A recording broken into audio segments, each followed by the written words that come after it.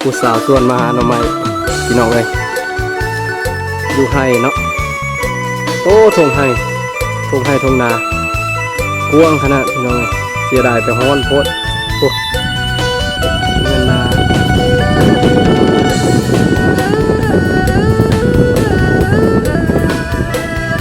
ให้เจ้าจูดแล้วมันโป่งขึ้นไหมหน่อไม้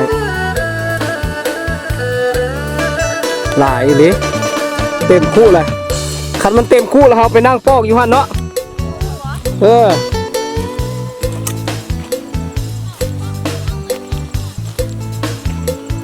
มันหลายแล้วปอกก้อนแล้วเราจะไปหาต่อเนี่ยเต็มคู่แล้วบุดเดียวนึงใส่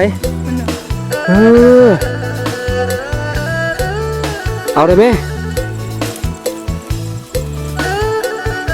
คุณบุษราบเอาซะเบิดเลย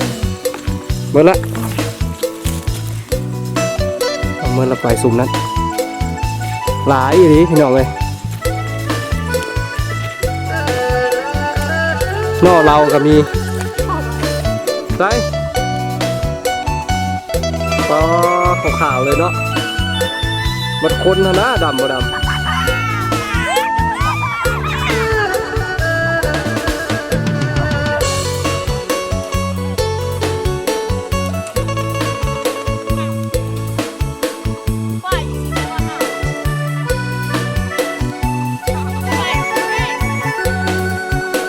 เต็มคุเลย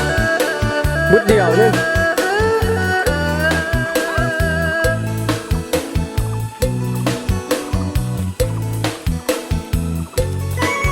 มากินยังวิดีโอวะคุณเขาไปนั่งกินเดียวก็เต็มแล้ววะหาอีกจังหน่อยก่อนแม่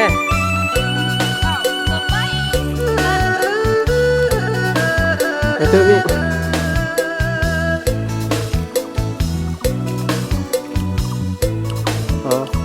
มันนั่งกินวิดีโออยู่บ้านไปที่หาหน่อไม้ตื้มไอ้ว่าหานั่นไงหาเฮ็ดเนี่ยปะมีนะ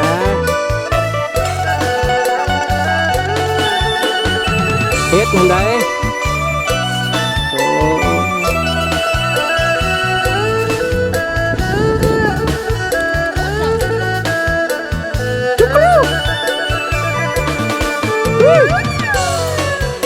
ใส่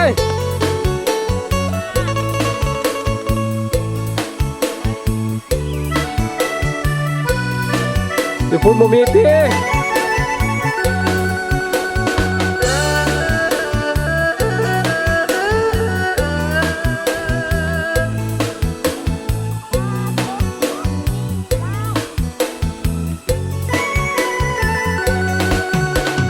โอ้ยมาหาหน่อไม้หรือมานอนเนี่ย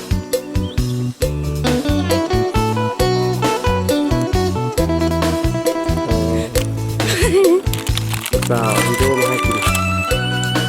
สาวเบิ่งไปเบิ่งมากันงามอยู่ได้เห็นว่าก็ได้เนาะงามเลิกคุดน้ำสร้างเบิ่งจังเห็นใส่หน่อไม้จะผ่านนี่โอ้หน่อใหญ่เนาะนี่หน่อมักใหญ่มักขาวเลยแต่เจ้าของหาหน่อไม้ดำม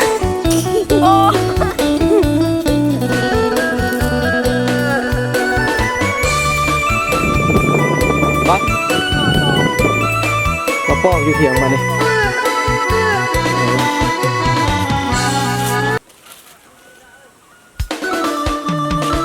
ปอกมาเนี่ย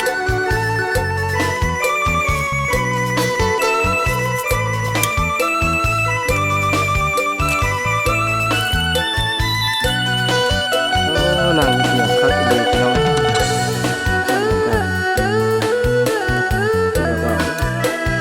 เอาได้ดี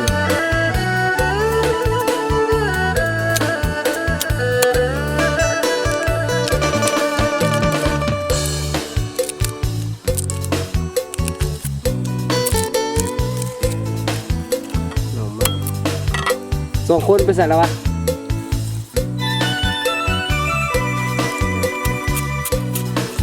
แก่โคตรนะแม่ แก่ใช่ปะ ปอกแล้วจะซ่อมเนาะแม่นบ่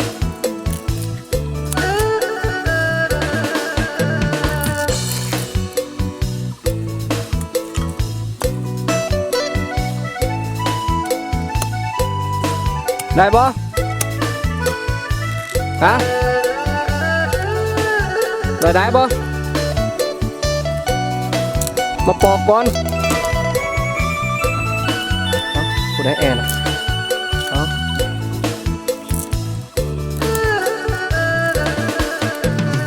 เอามาอีกแล้วทุกอย่างนึงว้าไอ้คิดว่าไปมือจะบ่ได้มื้อนี้ฮะเนาะมาแล้วว่าหลายว่าโอ้ยกินมดบงยังมดหน่อไม้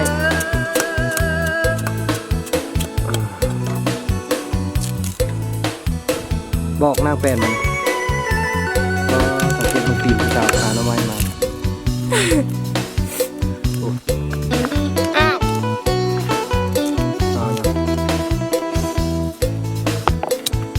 นี้มันสาวแปลนสาวแดนเซอร์นะ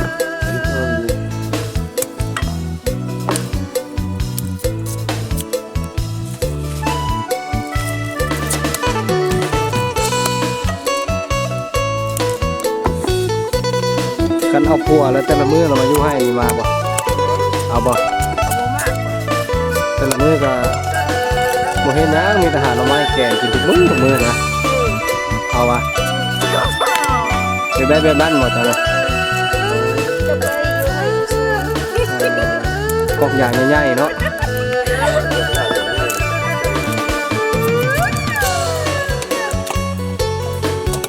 กอกอย่างใหญ่ๆให้กว้างๆเนาะมีเมียจะ3 คนต้องทุกข์ เอาแล้ว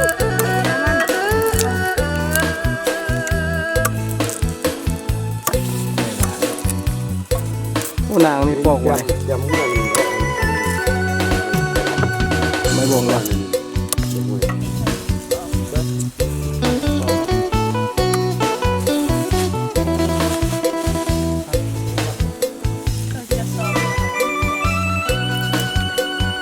อ่อนโคตรอีก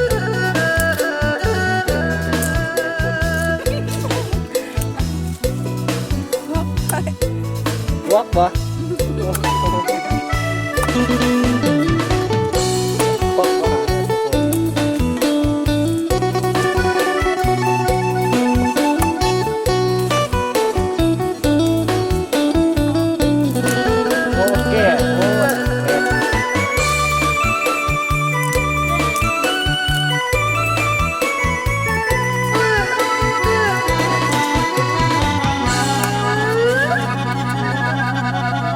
แค่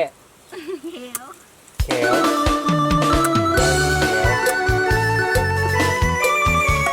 ได้ระบบ10,000กันกว่าแล้วเนาะ10,000ก็ไม่ได้ไว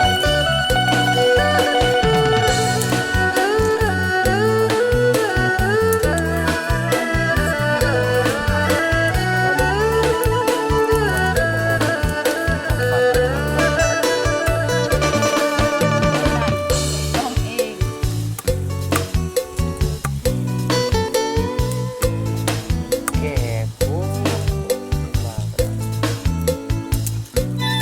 เบิ้ลหรือบ่ทางปาน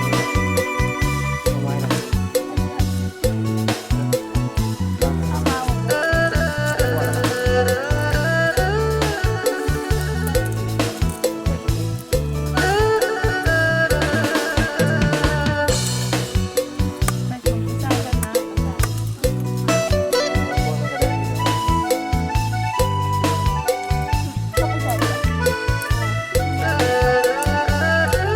เดี๋ยวเขาจะทำอย่างนี้เนาะ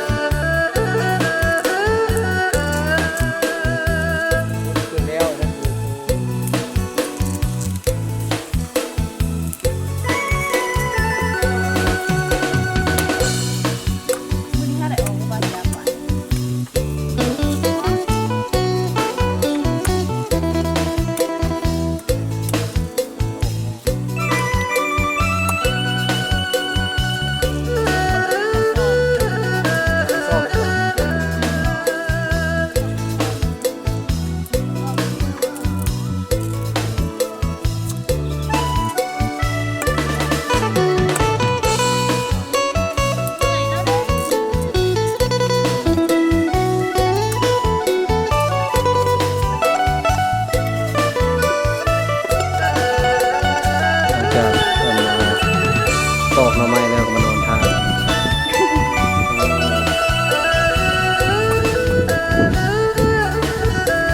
เด้อท่าท่าขึ้น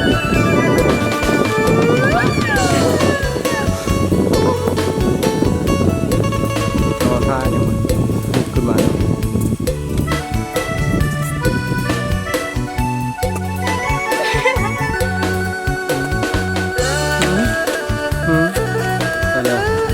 เมื่อยท่า มันไหวอันนี้เลย โอ้ยอยู่นี่ก็มีเนาะอยู่ในเถียงก็มีบ้านนี้ฮัลโหล พาบอกเอาเอาละวะตัดขาเถียงนาไป โมเมนต์ ตัดขาเนาะ เอาพาดิ เอ๊ะเจ้าของเขามาจ้ะเจ้าของเขามาแล้ว โมเมนต์พานะ เถียงนาเจ้าบ่นี่โอ้แม่นวะ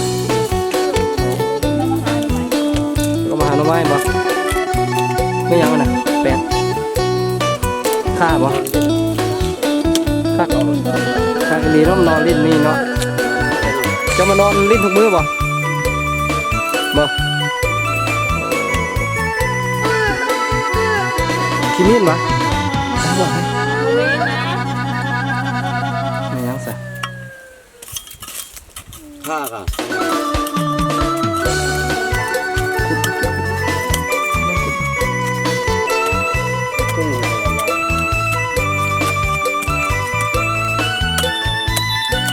เอามือไหนดมมึงลูกเบิ่งให้ดมมึงเบิ่งพวกหมักแนงนะฮู้บ่หมักแนงฮะเป็นอะไรหมักแนงเอ้ยบ้านเจ้าจีหมักแนงเป็นน้ มากหน่อย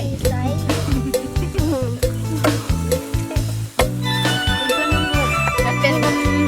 กุ๊ก ำว่าอีกระทึกอิงก็อยู่น้ำกก เป็นแบบมาพ่อขนาดก็ มากยัง มาแม่ คือมากยังก็ บอกหน่อยเลือดซึมหน่อยกลัว โอ้ โมเมนต์แบบ คนละมากแล้วอันนั้นหมักแนงก็คืออันกกข่ามันเป็นมาก เอาก่อนเลยมันเป็นกุ๊ก อืมเออ โอ้ ก็ตั้งแห้งที่โล80บ้านเจ้ามีบ่เจ้าเคยไปหาปะ บอกเคยไปหา คือฮู้ว่าเขาซื้อโล80ป่ะ เป็นโคก โอ้พ่อจะเป็นนั่นพ่อค้าบางแนงบ่ตายบ่ซื้อเลยนะเป็นพ่อ